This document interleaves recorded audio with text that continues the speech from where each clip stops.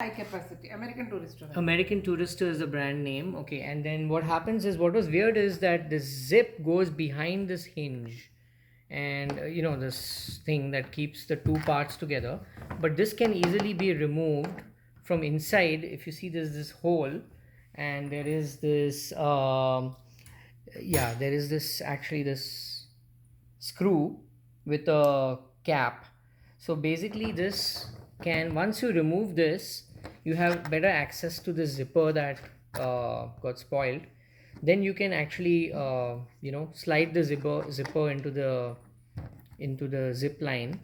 Otherwise it becomes very hard. So once this comes off, we can easily put this back in. It's a screw and it's from the inside. So once we put one zip, now we are trying to put the second zip that will go in the opposite direction.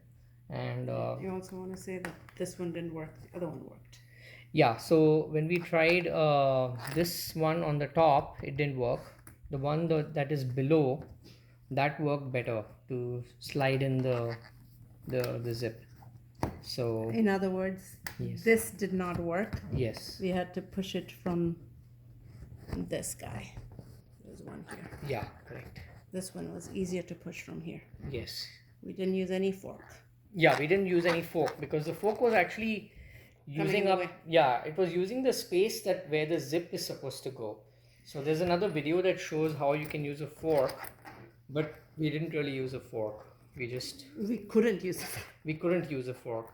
And I think if three people work on this, it's much easier. One person holds the light, the other person holds the zip line, and the third person holds the zip. Actually, And yeah, yes, it's right here.